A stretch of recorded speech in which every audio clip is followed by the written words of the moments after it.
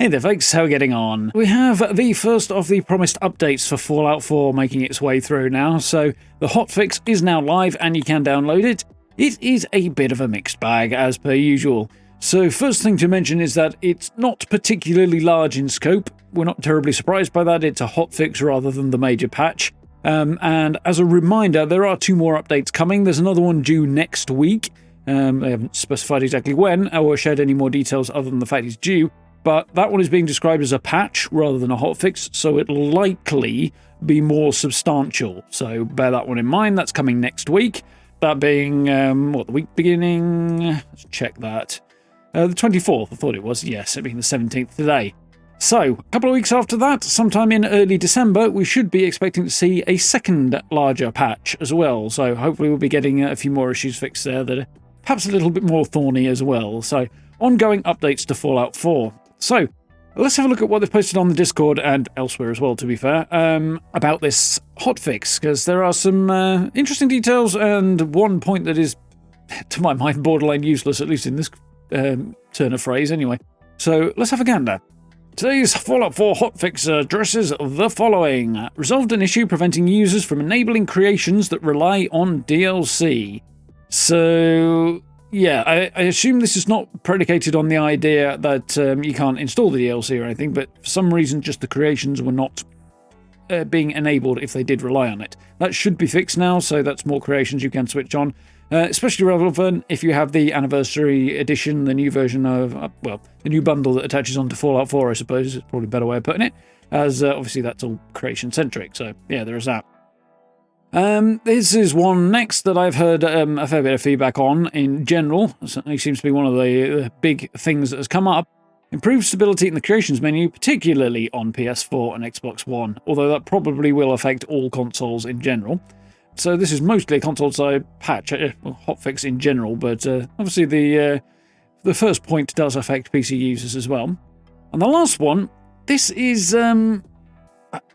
I can't get on with the phrasing of this. I'm not quite sure what they're trying to say or if it's of any use at all, really, to be honest.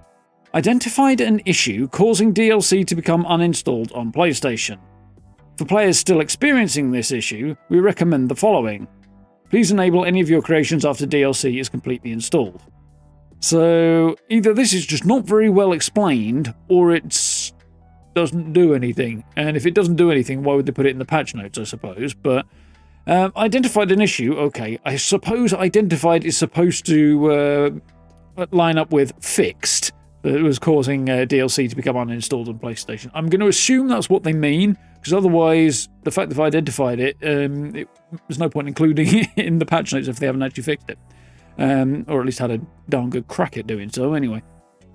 For players still experiencing this issue, we recommend installing your creations after your DLC is completely installed. So hopefully this hotfix will actually solve the issue, and the thing to do will be check all your DLC is installed, that being all 6 of them. They're included in the Game of Year edition or season passes or what have you. So the 3 workshops, so Contraptions, Wasteland Workshop and Vault-Tec, plus of course the story DLC, which is Automatron, Far Harbor and Nuka World. So make sure you've got all of that installed, then look at your creations. I'm assuming this is particularly related to creations that rely on DLC, but it just says in general. If you are still experiencing the issue, I think slightly more likely to solve your problem on PlayStation here is a full uninstall of Fallout 4, and then a reinstall, and then approach creations after that, because you don't have a manual option to uninstall creations. That said, I don't know if that will actually work, because I don't know if it will remove your creations from your PlayStation. Logically, you'd think it would, but it doesn't necessarily do that, I don't think, on PC, so... your guess is as good as mine on that one. I hope this is just poorly worded, as opposed to being an ineffective addition to the hotfix, but yeah, that is what it is. Hopefully, it's just fixed. I hope so, anyway. But yeah, this is certainly not well expressed, anyway. So, we're continuing to collect everyone's feedback on encountered issues, so if you've submitted a ticket with our support team, or provided details to our team in Discord, thank you, it's been extremely helpful. For next steps, the team is focused on additional fixes for the November patch. Yeah, the first of the 2 patches that are upcoming, i.e. next week's. And we'll share details on that as soon as we can, so nearer the time, probably about this time next week, I would guess. So yeah, as a sort of an addition onto that, if you do have issues, are having new problems or old problems or whatever, and you want to share it with Bethesda, the Discord is probably your best bet. It's an easy option to do that, and there's sections for all of their games as well, so there's that too. If you want a link for that one, check the Bethesda website. It's easily available on there. If you don't want to go down that route, Bethesda's help pages, their support pages, is probably the place to go, and the address for that is help.bethesda.net. So, yeah, that'll take you to the support pages, again, for all the games, but you pick the one you want, obviously. So, yeah, that's the best way to get feedback to them if you want them to be aware of and hopefully address issues. So, yeah, weird little hotfix. Was always expecting it to be tiny just because, hotfixes by their nature are small. If it was big, it'd be a patch. And it's a relatively rapid turnaround, the idea being to focus on the big glaring issues that relate to the newest update, in theory. Here's hoping they actually work better than they sound like they will. It's a mixed bag in terms of sizes, from what I understand this one. It's just over a gig on some consoles, I think. For PC, it was considerably smaller, presumably because it's just the first point, not the subsequent two, but that's the way that goes, I guess, isn't it? Yeah. Hopefully that'll be a little help for you. So yeah, if you're going to jump back in, then check for updates, I guess. if you're on the anniversary edition. Obviously, if you're on an older edition, maybe hold off for a little while, at least until beginning of December, and get these patches through, and then you have to deal with it.